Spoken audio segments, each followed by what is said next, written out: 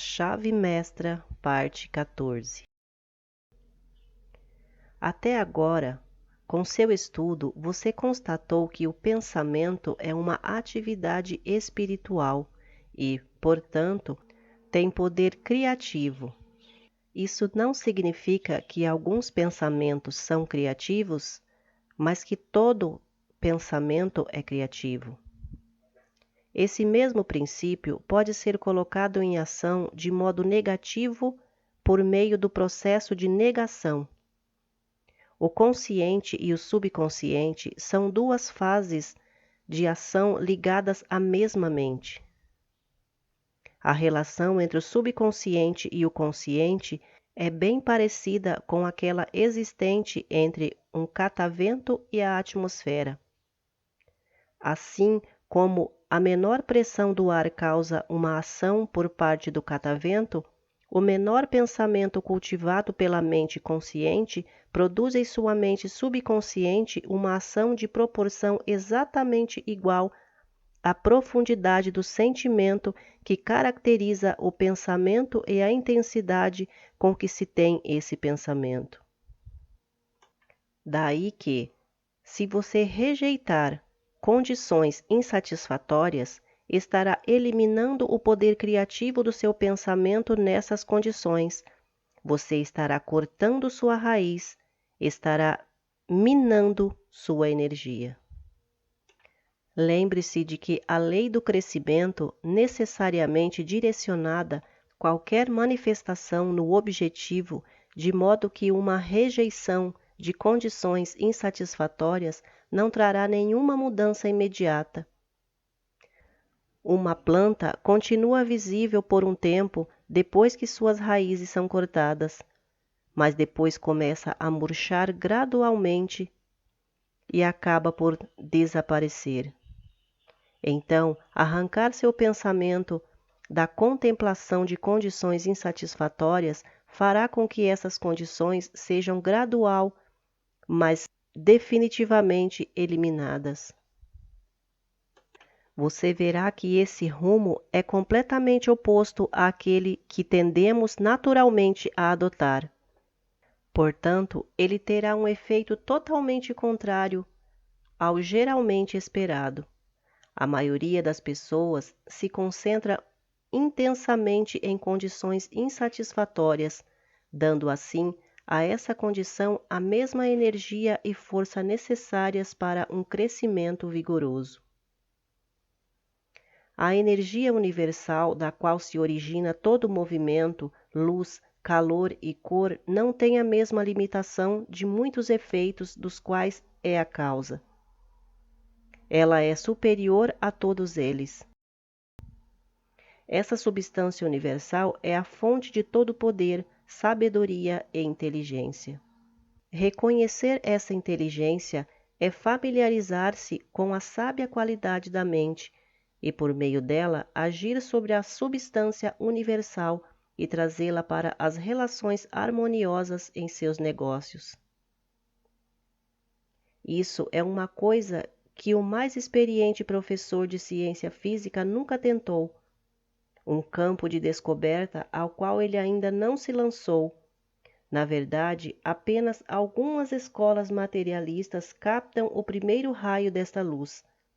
Elas parecem não perceber que a sabedoria está presente em toda parte, da mesma forma que a energia e a substância.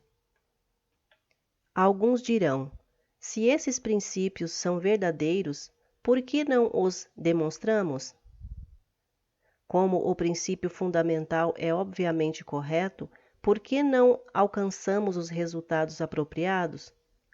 Alcançamos sim, os resultados que obtemos estão em total conformidade com a nossa compreensão da lei e com a nossa capacidade de aplicá-los devidamente.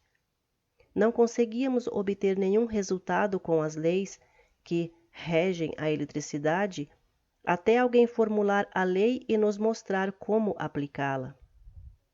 Isso nos coloca em uma relação totalmente nova com o nosso ambiente, apresentando possibilidades nunca antes imaginadas, e isso ocorre por meio de uma sequência ordenada da lei, que está naturalmente envolvida em nossa nova atitude mental.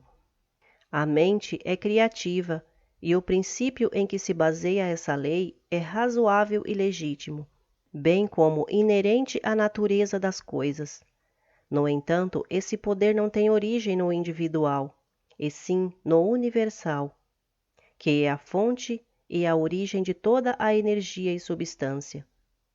O individual é apenas o canal de distribuição desta energia. O individual é o meio pela qual o universal gera várias combinações que resultam na criação dos fenômenos. Sabemos que os cientistas decompuseram a matéria em um número imenso de moléculas. Essas moléculas foram decompostas em átomos e os átomos em elétrons. A descoberta dos elétrons em tubos de vidro com alto nível de vácuo contendo extremidades de metal duro indica conclusivamente que esses elétrons ocupam todos os espaços, que eles existem em todas as partes e que são onipresentes. Eles preenchem todos os corpos materiais e ocupam a totalidade do que chamamos de espaço vazio. Portanto, essa é a substância universal da qual todas as coisas são feitas. Os elétrons continuarão sendo elétrons para sempre, a menos que sejam direcionados para formar átomos e moléculas, e quem os direciona é a mente. O número de elétrons que gira ao redor de um centro de energia constitui um átomo. Os átomos se unem em proporções matemáticas absolutamente regulares e formam moléculas. E as moléculas se unem umas às outras para formar inúmeros compostos que se unem para formar o universo. O átomo mais leve conhecido é o hidrogênio, e ele é 1.700 vezes mais pesado que um elétron. Um átomo de mercúrio é 300.000 vezes mais pesado que um elétron. Elétrons são pura eletricidade negativa e, como tem a mesma velocidade potencial de todas as outras energias cósmicas, tais como calor, luz, eletricidade e pensamento, cerca de 300.000 km por segundo, não requerem a consideração do tempo ou espaço. O modo como a velocidade da luz foi determinada é interessante. A velocidade da luz foi determinada pelo astrônomo dinamarquês Roemer em 1676, ao observar os eclipses das luas de Júpiter. Quando a Terra estava no ponto mais próximo de Júpiter, o eclipse acontecia 8 minutos e meio antes do tempo calculado, e quando a Terra estava no ponto mais distante de Júpiter, acontecia 8 minutos e meio depois. Roemer concluiu que o motivo disso era que a luz levava 17 minutos para vir do planeta e atravessar o diâmetro da órbita da Terra, que media a diferença das distâncias da Terra em relação a Júpiter. Esse cálculo foi examinado desde então e prova que a luz viaja a uma velocidade aproximada de 299.792 km por segundo. Os elétrons se manifestam no corpo das células e têm mente e inteligência suficientes para realizar suas funções na anatomia física humana. Cada parte do corpo é feita de células, e algumas delas funcionam de forma independente, enquanto outras funcionam em grupos. Algumas constroem tecidos, enquanto outras estão envolvidas na formação das várias secreções necessárias ao corpo. Algumas servem de transportadoras de material, outras são cirurgiãs que trabalham para reparar danos, outras são catadoras e cuidam da eliminação dos resíduos. Há ainda as que estão sempre prontas para combater invasores ou intrusos da família dos germes. Todas essas células trabalham com um propósito em comum E cada uma delas não só é um organismo vivo, como também tem inteligência suficiente para realizar todas as suas tarefas necessárias. Essas células ainda são dotadas de inteligência suficiente para conservar energia e perpetuar a própria vida. Portanto, devem obter nutrientes suficientes e descobrir-se que são capazes de escolher esses nutrientes. Cada célula nasce, se reproduz, morre e é absorvida. A manutenção da saúde e da própria vida dependem dessa constante regeneração das células. Portanto, está claro que existe mente em cada átomo do corpo. Essa mente é negativa e o poder de pensamento do indivíduo a torna positiva, para que possa controlar essa mente negativa. Essa é a explicação científica da cura metafísica, que permite a qualquer pessoa compreender o princípio que embasa esse interessante fenômeno. Essa mente negativa presente em cada célula do corpo foi chamada de mente subconsciente, porque age sem o nosso conhecimento consciente. Já vimos que essa mente subconsciente responde à vontade da mente consciente. Todas as coisas se originam na mente, e a materialização dessas coisas é o resultado do pensamento. Assim vemos que as coisas em si não têm origem, permanência ou realidade. Como são geradas pelo pensamento, elas podem ser eliminadas por ele. Na ciência mental, assim como na natural, experimentos são realizados, e cada descoberta faz a humanidade subir mais um degrau na direção da sua meta possível. Vimos que toda pessoa é o reflexo do pensamento que cultiva por sua vida toda. Isso está estampado em seu rosto, corpo, caráter e ambiente. Por trás de todo efeito há uma causa. E se seguirmos o rastro até seu ponto de origem, encontraremos o princípio criativo que gerou essa causa. Há tantas evidências disso atualmente que essa verdade é geralmente aceita. O mundo objetivo é controlado por um poder invisível, que costumava ser inexplicável. Até pouco tempo atrás, costumávamos personificá-lo e chamá-lo de Deus.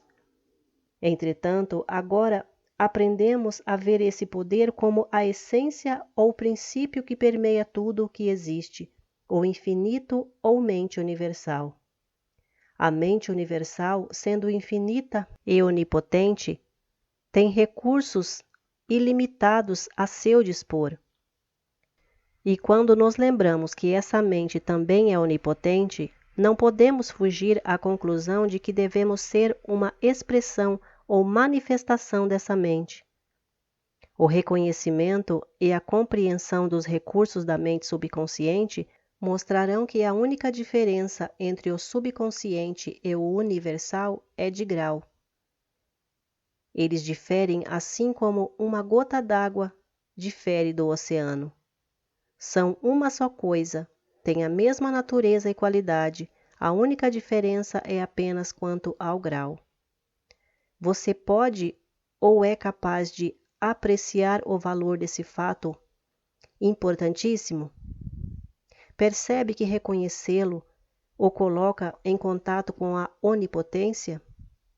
Se a mente subconsciente é a qualidade da ligação entre a mente universal e a mente consciente, não é evidente que a mente consciente sugere pensamentos que a mente subconsciente colocará em ação? E se o subconsciente é uno com o universal, não é evidente que não se pode limitar suas atividades? Um entendimento científico desse princípio explicará os maravilhosos resultados alcançados por meio do poder da oração. Esses resultados não são gerados por algum tipo especial de providência. Pelo contrário, resultam de uma lei totalmente natural em ação. Portanto, não há nada de religioso ou misterioso nisso.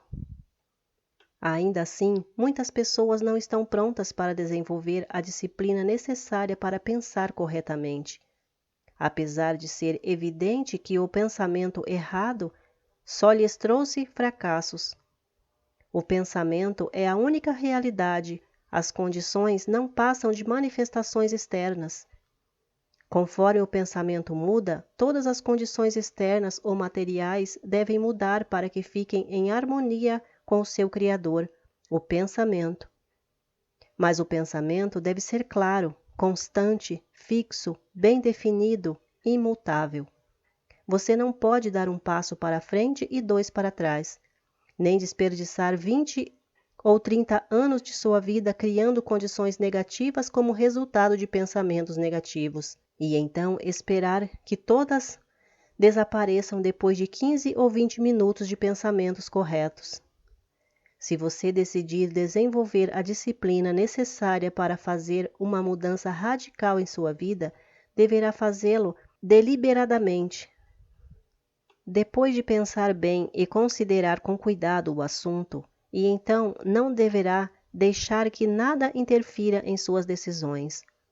Essa disciplina, essa mudança de pensamento, essa atitude mental não lhe trará apenas coisas materiais necessárias para que você tenha uma vida confortável e de padrão elevado, mas também condições de saúde e harmonia no geral. Se você quer condições harmoniosas em sua vida, deve desenvolver uma atitude mental harmoniosa. Seu mundo exterior será um reflexo do seu mundo interior. No exercício desta semana, concentre-se na harmonia.